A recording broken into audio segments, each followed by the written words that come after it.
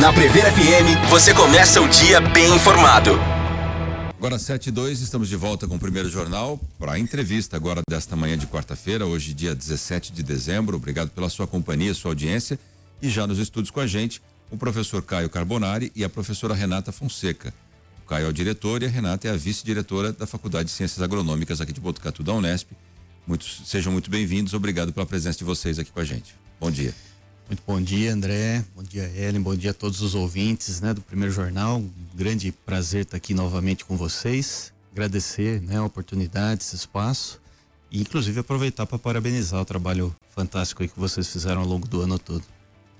Bom dia, Renata. Bom dia, André, Ellen, ouvintes, dizer da nossa alegria e satisfação de estar aqui. Nós tivemos a oportunidade de estar aqui logo no início da nossa gestão e pra gente é muito importante, né, ter esse espaço aí e de interlocução com a comunidade. Muito obrigada pelo convite. A gente que agradece, até porque é importante, né? A faculdade, ela a importância acadêmica dela é inegável, mas o lajeado também é algo que está na cidade, né? Faz parte da cidade, então acho que, diferentemente até de outras instituições acadêmicas, a FCA ela tem esse outro lado, né? De ligação com a comunidade. Então acho que essa prestação de contas, essa proximidade é importantíssimo. E para a gente começar, quais são os principais desafios? Quais foram os principais desafios que vocês enfrentaram nesse primeiro ano, né? E se já tem um planejamento para 2026? Bom, primeiro foi um ano extremamente especial para nós, André. Nós completamos 60 anos, né?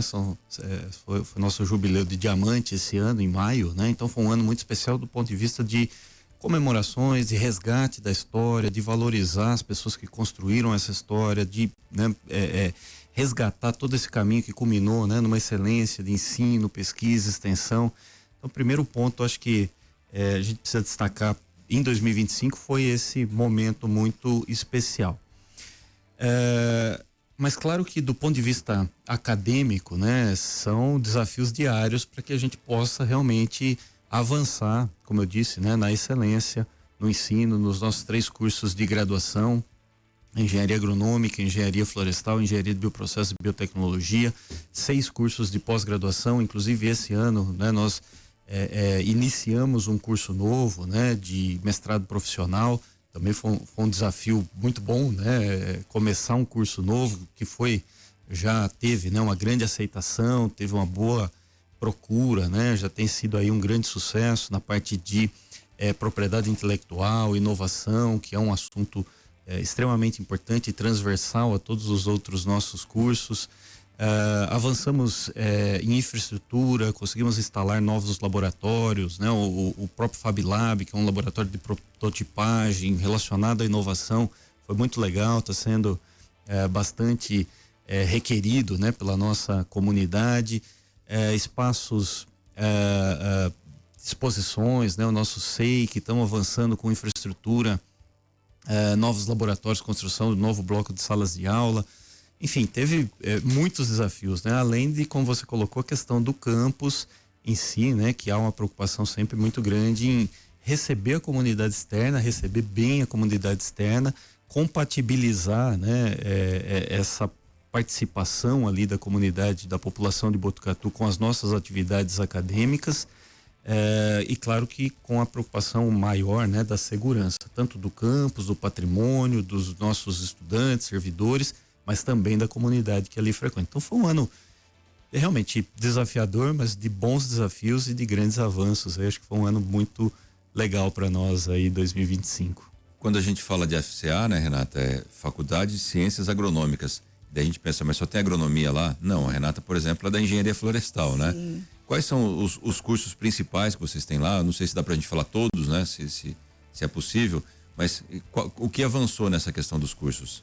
Na verdade, nós temos o curso de engenharia agronômica, que é o curso mais antigo, que data aí da criação, né, da própria FCA. Só pra gente ter uma noção, né, a Unesp completa em janeiro 50 anos. E nós completamos em maio, né, 60 anos. Como né? É que é isso, né? O curso mais velho que a universidade. Pois é, porque é a forma como a Unesp nasceu, né? Da união dos institutos isolados e tudo isso, né? Então a gente tem o curso de engenharia agronômica, que é o mais antigo, né? Como você citou, André, eu sou da engenharia florestal, que foi criado em 87, com a primeira turma em 88, eu sou de 89, então a gente tem uma trajetória aí na FCA. E nós tivemos mais recentemente o curso de Engenharia de Bioprocessos e Biotecnologia, que ele vem com essa nova pegada aí, com as novas demandas sociais e muito também na questão da biotecnologia, da inovação, tanto na área de ciências agrárias como nas demais áreas. Vocês falaram de 3 faculdades, né?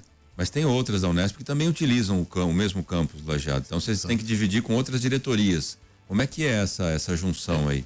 Eu acho que primeiro você tocou num ponto, né? Realmente o curso de engenharia agronômica ele é mais antigo do que a própria Unesp, né? Ele nasceu lá na Faculdade de Ciências Médicas e Biológicas de Botucatu, junto, ou na verdade quando eram, né, as 4 unidades de Botucatu juntas naquele momento, e depois desmembrou nas 4 unidades que hoje são, né? A Faculdade de Ciências Agronômicas que nós representamos aqui, a Faculdade de Medicina, né, de Botucatu, o Instituto de Biociências de Botucatu e a Faculdade de Medicina Veterinária e Zootecnia, que compartilha, né, o espaço ali do Lajeado conosco. Então, principalmente a parte dos departamentos de zootecnia, né, eles estão ali no Lajeado também, nós compartilhamos esse espaço ali, né, e temos de fato uma relação muito próxima e muito boa entre as 4 unidades de Botucatu, e a gestão, né, do que é em comum é feito pelo grupo administrativo do campus.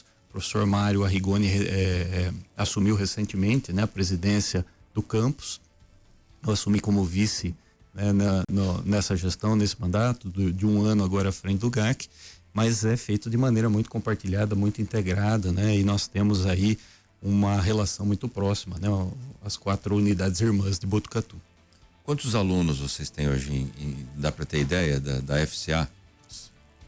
FCA, nós temos aproximadamente 1.000 estudantes de graduação, nos nossos 3 cursos de graduação.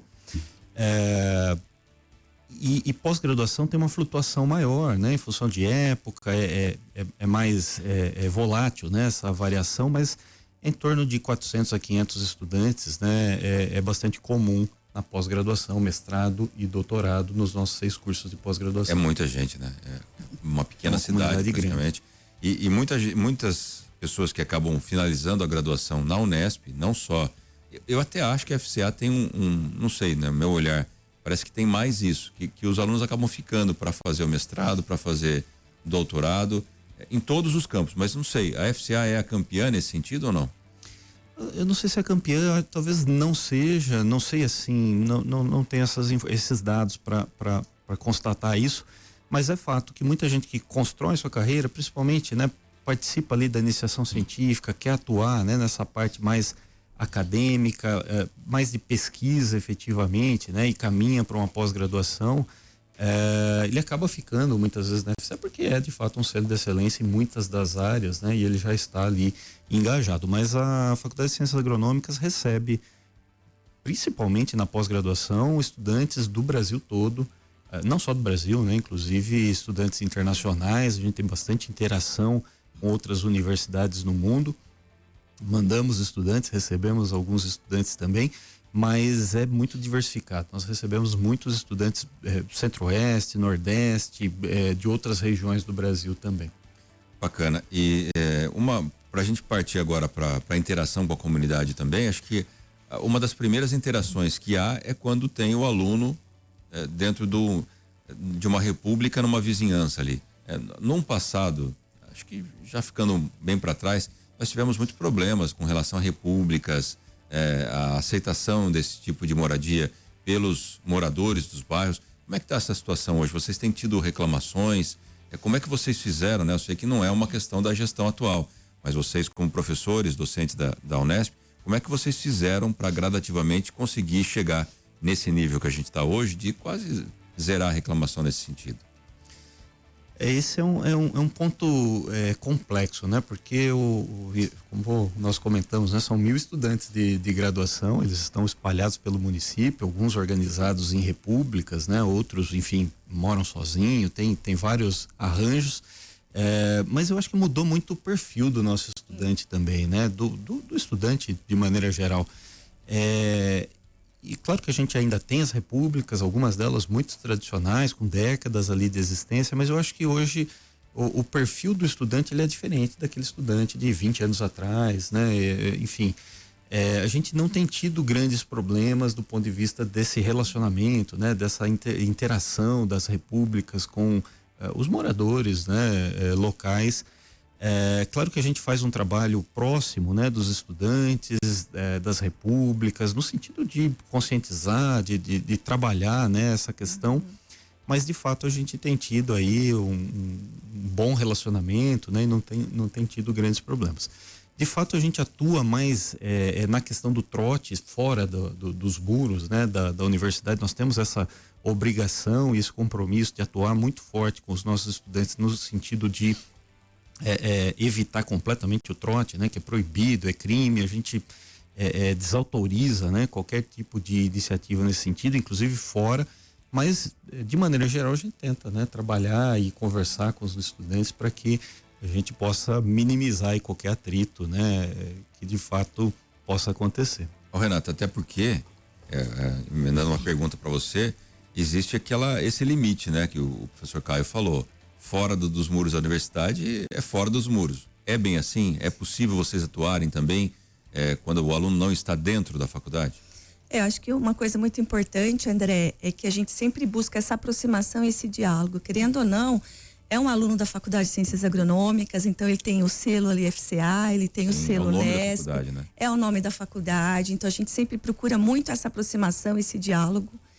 E já aconteceu da gente ter que conversar com algumas pessoas, assim, no sentido educativo, né, de sensibilização, e isso a gente faz com a maior naturalidade, né? Uma coisa importante também, André, é que tem, assim, se estruturado na universidade, né? A questão da ouvidoria.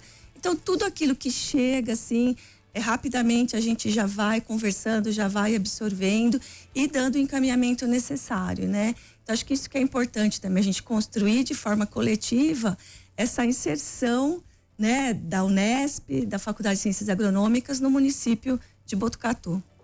Bom, até aqui a gente falou bem da área acadêmica. Agora, como a gente mapeou no começo, o lajeado ele está também no dia a dia da população, porque se tornou um local. Desde criança frequento o lajeado, né? A gente tem essa ligação, quem é de Botucatu principalmente, de frequentar, a gente fazia piquenique e durante essas últimas décadas as transformações foram ocorrendo, né? Muitas por conta de segurança, por conta de recursos financeiros da própria universidade, porque a gente tem que sempre lembrar isso, né? A universidade, o fim dela é o ensino, pesquisa, extensão. Não é manter uma estrutura de lazer. Isso tem que ficar claro. Mas, infelizmente, no lado acadêmico, mas felizmente do lado da população, o lajeado é um lugar privilegiado, né? Como é que vocês fazem para equacionar, lidar e trazer isso de uma forma que fique bom para o meio acadêmico e também para a população? Acho que a gente tem trabalhado, inclusive, né, André, quando a gente esteve aqui logo em fevereiro, nós deixamos muito claro, né? A comunidade, ela é muito bem-vinda ao nosso campus universitário, né? A gente sabe que antes mesmo, né, da Unesp estar aqui, da Faculdade de Ciências Agronômicas estar aqui, já existia ali, né, um espaço muito importante para o nosso desenvolvimento aqui local, regional e nacional. Então a gente tem essa ciência e tem trabalhado muito nessa aproximação e nesse diálogo, né? Então, só para vocês terem uma ideia, nós recebemos aí, só ao longo de 2025, 56 grupos organizados para atividades na Fazenda Lajeado. E são atividades das mais diversas possíveis. Então, nós tivemos atividades culturais, muitas atividades esportivas, escolas que querem realizar uma atividade com seus alunos, academias, empresas, né? E tudo isso de uma forma muito tranquila e muito organizada, né? Então, esses grupos entrando em contato com a vice-diretoria da Faculdade de Ciências Agronômicas, a gente estabelece um diálogo, recebe qual que é a proposta da atividade, organiza do ponto de vista espacial e temporal essas atividades, coloca ali algumas recomendações e a gente faz todo esse acompanhamento, né? Vocês criaram um departamento para isso ou já existia? Como é que é? Ou é na raça mesmo? Foi meio na raça, viu, André? Porque a gente sente essa necessidade e às vezes o que acontecia, né? A gente não tem um setor específico como relações públicas ali ainda, né? Então, o que a gente faz? Todas as demandas chegam à vice-diretoria, de escolas daqui, de outras cidades, né, de outros estados, e aí a gente organiza isso. Então, por exemplo, às vezes um professor quer dar uma aula de biologia celular no ensino médio. Se eles nos procuram, a gente consegue contactar um docente com os alunos, fazer uma atividade interessante e receber esse grupo, né? E a gente tem também atividades aí, projetos de extensão para a terceira idade, para as crianças, para jovens, adultos, famílias. Isso acontece durante a semana, mas muitas vezes aos finais de semana a gente também tem essa visitação. Então, esse primeiro ano aqui de gestão, André, foi mais para a gente organizar, mapear essas demandas, e a gente está organizando aí um projeto de extensão de uso público da Fazenda Experimental Lajeado, até para que a gente possa melhorar aí essa nossa relação. E é claro, acho que foi um ponto importante que você tocou, né? O oferecimento de uma qualidade de visitação, que acho que isso é muito importante também, que a gente não tenha problemas, né, de conflitos de uso, e saber que, como lá é uma universidade, né, a gente tem nossos projetos de pesquisa, tem as aulas, né, a gente também precisa atender a todos esses objetivos de uma forma muito harmoniosa. E isso a gente só faz com muito planejamento e muita conversa, né, André? Bacana, eu fico André, feliz de ouvir isso, viu? Na verdade, você tocou no ponto principal, né? Obviamente que ali a atividade fim, né, principal, o orçamento que nós temos é para ensino, pesquisa, extensão. Mas primeiro nós nos sentimos, eu particularmente, privilegiado de trabalhar num espaço daquele, né? Bonito, sim, agradável. E como a professora Renata colocou, a comunidade externa é muito bem-vinda. Acho que tem espaço, dá para compatibilizar os usos sem nenhum problema, né? Com as limitações, com a nossa preocupação muito grande do ponto de vista de segurança, como eu coloquei, tanto do patrimônio, das pesquisas, da nossa comunidade, mas também da comunidade externa. Então tem algumas limitações, mas na medida do possível nós tentamos, né, flexibilizar e receber da melhor maneira possível com as múltiplas atividades que nós temos ali.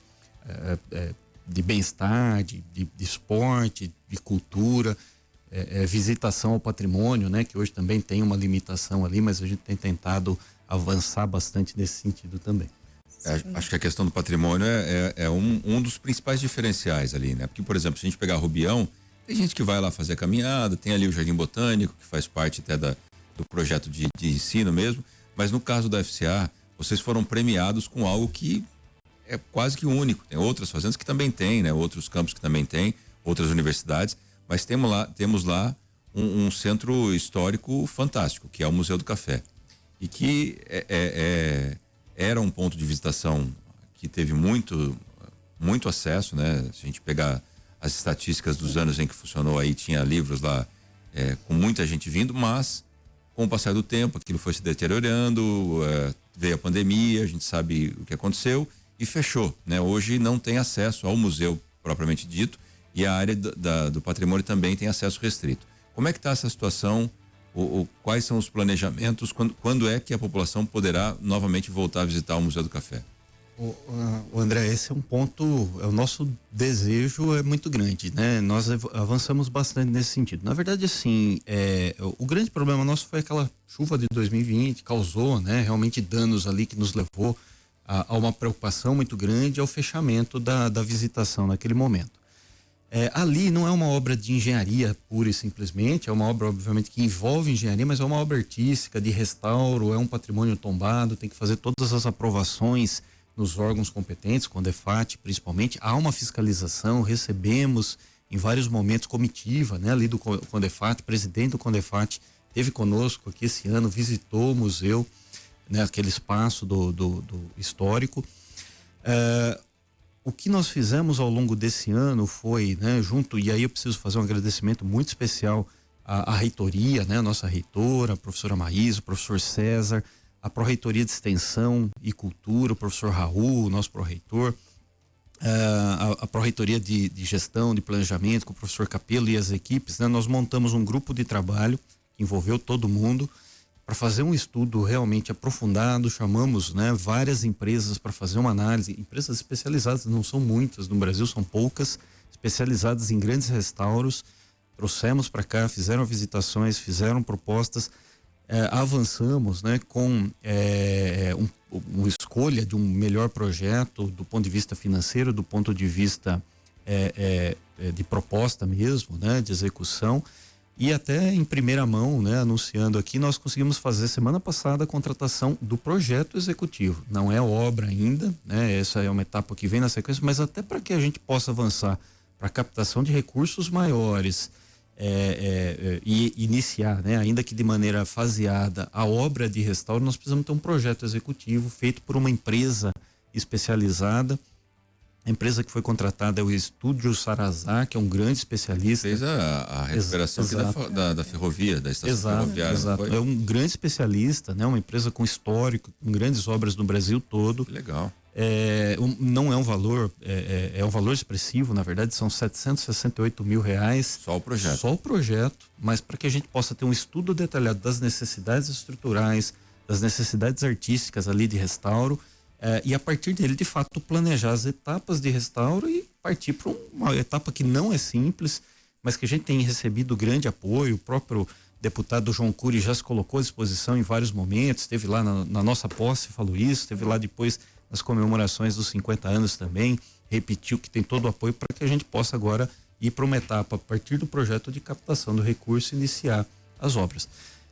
Não é rápido, eu sei que a expectativa da população é grande, a nossa expectativa é grande, mas é um processo que ele é lento, ele envolve, né, realmente o estudo aprofundado, mas eu fico muito feliz, né, que a gente conseguiu avançar substancialmente esse ano, conseguimos fazer essa contratação do projeto que envolve, né, toda uma parte burocrática, não é um processo simples, nós trabalhamos bastante, nossa equipe também da FCA, eu preciso fazer um agradecimento à nossa diretoria técnica administrativa, né, em nome da Juliane, que trabalhou muito para que isso acontecesse, a Ana Carolina também, que esteve em vários momentos no grupo de trabalho, mas nós estamos muito contentes em chegar nesse momento do final do ano com esse projeto contratado, com uma boa empresa e com essa perspectiva, né, de no máximo 6 meses ter esse projeto finalizado e partir para uma etapa de captação de recursos e início dos restauros. Até porque se investe R$700 mil, não é para engavetar um projeto desse, é para executar. Eu não sei se vocês têm de cabeça, mas só para a gente ter a dimensão, qual é o orçamento da faculdade? Como diretor, você gerencia um orçamento, não é isso? Qual o orçamento que vocês têm anual? André, esse orçamento ele é variável, tem uma parte de investimentos, tem uma parte de custeio, é difícil falar de cabeça, né? E ele é montado ao longo do ano, né? Mas são valores bastante significativos, mas empenhados ali, né? De maneira em rotina, boa parte deles em contratos de limpeza, de prestação de serviços. Eu até fiz essa pergunta, é claro que não tinha combinado, mas só para ter ideia de quanto custa, né, um projeto de R$700 mil, o quanto isso impacta no orçamento. É claro que não vai poder sair do orçamento da faculdade. Isso. Né? Então essa captação de recursos, que é o mais importante, como é que vocês estão pensando? Se um projeto custou 700, você já tem ideia de quanto ficaria o restauro? Não exatamente, acho que o projeto ele vai fazer esse levantamento detalhado, porque hoje tem muitas questões estruturais e de diagnóstico que precisam ser feitos, que com bastante tecnologia, inclusive, né? Tem que fazer todo um escaneamento 3D, de parede, de rachadura, exatamente para saber o nível de dano, para saber o nível de complexidade da obra. Então é difícil prever um orçamento de restauro nesse momento sem todo esse... Eu estou falando projeto, mas é um estudo detalhado, de fato, dos danos, né, e das necessidades ali.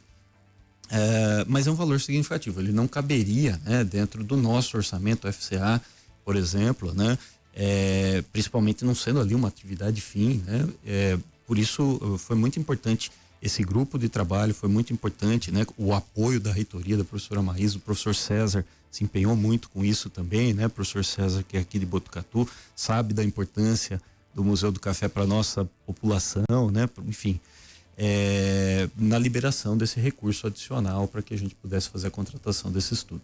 Muito bem. Nós temos uma pergunta pontual até para finalizar. Pois não. Eu ia fazer só um comentário. Apesar disso, né? Nós falamos, o museu ele está fechado e tudo mais, mas também houve organização, acho que a professora Renata poderia fazer um comentário rápido, mas houve pelo menos uma retomada de visitações naquele espaço, André, com grupos organizados, menores, agendado, né? Não dentro do museu exatamente, mas explorando aquela área do patrimônio. A gente tem atuado muito com as secretarias de turismo, né? Com a Roberta, que tem nos ajudado muito em muitos aspectos, com a Cris Cury também, com a Secretaria de Cultura, muito próximo e a gente conseguiu estruturar. Sim. Acho que valeria só um rápido comentário, Claro. porque é um avanço que a gente já considera importante, né, nessa retomada. Acho que na própria fala do professor Caio, né, fica claro assim, a complexidade, né, desse projeto aí de restauro do museu, a responsabilidade que a gente tem que ter em relação a isso. Então, é naturalmente um processo demorado e a gente já prevendo, né, essa demora e a gente sabendo da necessidade da gente ter acesso a essas questões históricas ali na região. Então, nós já desde o começo, né, da nossa gestão, numa aproximação com a Secretaria de Turismo, né, a gente tem estruturado já, assim como tem as passarinhadas, as visitas na estação, no centro da cidade, a gente tem as visitas ali na área histórica, né, da Fazenda Lajeado. Mas antes disso, André, a gente fez todo um trabalho com os engenheiros, né, aqui no campus, para que a gente pudesse mapear áreas em que a gente pudesse fazer essa visitação com segurança. A partir daí, a gente construiu, junto com a Secretaria de Turismo, um roteiro. E a partir disso é que essas visitas estão sendo realizadas. Então, a gente teve essa preocupação, né? Existe esse trabalho com a Secretaria de Turismo, mas existem alguns grupos também organizados que realizam atividades dentro dessa temática. Então, entrando em contato com a vice-diretoria, a gente organiza também essas atividades. Então, assim, a visita à área histórica, ela está ocorrendo, né? Então, isso que é importante que as pessoas fiquem atentas às datas dessas visitas, porque são visitas monitoradas, até por uma questão da segurança. Então, são grupos aí de até 20 pessoas, e aí a gente desenha todo esse roteiro, tem um guia de turismo da própria prefeitura e a nossa participação. Então, a gente consegue dar vazão a esse anseio, né, de esse contato com a área histórica, que é um contato extremamente rico, né, André? Primeiro, vocês precisam voltar mais vezes aqui, porque não dá para atingir todos os assuntos, e a gente vai aproveitar isso, porque uma das coisas que eu gostaria de pontuar é que nem todas as gestões que passam por diretorias de universidades têm essa abertura de vir prestar contas, porque não é uma obrigação que vocês estão fazendo aqui, né? É um viés que vocês têm, mas nem todos têm. Também como nem todos têm um olhar para essa questão da área histórica. Alguns são mais voltados para o mundo acadêmico. Isso não é uma crítica, é o estilo de cada diretor. Vocês têm 4 anos de gestão, então tem bastante tempo, dá para voltar mais vezes aqui e avançar nessa situação. Eu acho fantástico. A população sempre cobra isso. E até prometi ontem para um ouvinte da tarde que nos fez uma pergunta, que eu faria a pergunta, que é pra gente encerrar aqui, que infelizmente o nosso tempo já tá terminando. Tem uma mensagem aqui também de parabenização de outro ouvinte aqui também, viu? Tá, a gente vai ler. Mas é a questão do campo, o campo de futebol, que também faz parte da área histórica ali, também faz parte da história de muita gente de Botucatu. Eu não sabia, mas parece que tá interditado também, ou fechado para jogos. Como é que tá a situação lá e se é possível abrir isso novamente para a população? Esse é um ponto importante, um anseio nosso também. Ele, com pandemia, né, realmente ficou aquele espaço ali. Nós temos toda uma área esportiva, inclusive outro campo de futebol dentro da área esportiva da FCA, próximo ali do ginásio, né, e que os alunos utilizam. Então, essa área foi inclusive toda reformada nos últimos anos. Entregamos, né, a reforma no aniversário agora da faculdade. Então, esse espaço ele está plenamente funcional, e o campo histórico ali, né, da Fazenda Lajeado, na verdade ele não faz parte da área tombada exatamente, mas obviamente, como você disse, ele tem um papel histórico muito importante. Com pandemia, com a paralisação das atividades, ele acabou se deteriorando bastante. A nossa intenção é realmente retomar aquilo ali. Tem obviamente investimentos para serem feitos, não é atividade de fim de novo, e mesmo a parte esportiva que atende a nossa comunidade, ela está funcionando muito bem, né, na parte ali da área esportiva, efetivamente, mas nós estamos caminhando com isso. Inclusive, agora de manhã, né, o professor Siniro, da FMVZ, nós temos uma reunião para tratar desse assunto, para buscar alternativas, né, tentar encontrar parcerias e formas de recuperar, né, aquele espaço e realmente voltar a ter atividades ali também. Então, não, de novo, né, não é rápido, não é simples, envolve recurso fora da atividade fim, mas nós estamos olhando para aquilo e temos, né, máximo interesse em recuperar aquele espaço, inclusive não só recuperar, né, mas tentar melhorar aquele espaço, o entorno. Tem, né, propostas ali até de plantio de árvores. A gente está olhando com muito carinho ali, com muito cuidado, no devido tempo, né, que nos é possível, mas nós estamos trabalhando isso também. Que bom. Temos uma mensagem? A Lilian, professora Lilian Pereira, gostaria de parabenizar a gestão do professor Caio e da professora Renata à frente da FCA. Trabalho sério, comprometido com a excelência acadêmica e inserção da comunidade na universidade. Um grande abraço fraterno e votos de mais um ano de muito sucesso. Obrigada. Obrigado. Muito obrigado pela presença de vocês. Fico muito feliz mesmo desses avanços, né? Dessa prestação de contas e espero que voltem mais vezes. Não precisa ser no começo e no final de cada ano. Só pode voltar no meio, sempre que tiver alguma novidade, sempre que tiver avanços nessas questões acadêmicas e também com relação à população, a gente está sempre à disposição para divulgar. Contem com a gente como parceiros aqui. Da mesma forma, André, nós de novo agradecemos muito aí a oportunidade, né? Esse espaço, esse canal aberto. E a gente volta sim, sempre que for convidado, sempre que tiver alguma novidade, a gente vem com o maior prazer, é uma satisfação muito grande participar aqui do Primeiro Jornal com vocês. Obrigado, Renata. Agradeço aí imensamente essa oportunidade e dizer que acho que esse é o objetivo, né? A universidade, como você falou, né, André, a gente tem aí os nossos objetivos primários, né? Mas nós estamos inseridos num contexto aí histórico, cultural, né? Temos aí toda uma comunidade e a nossa intenção é estar cada vez mais próximos. Agradecer, inclusive, toda a divulgação das nossas atividades culturais, né? A gente tem contado com apoio aí também em muitos momentos. Agradecer demais a vocês. Você ouviu Primeiro Jornal Previr FM.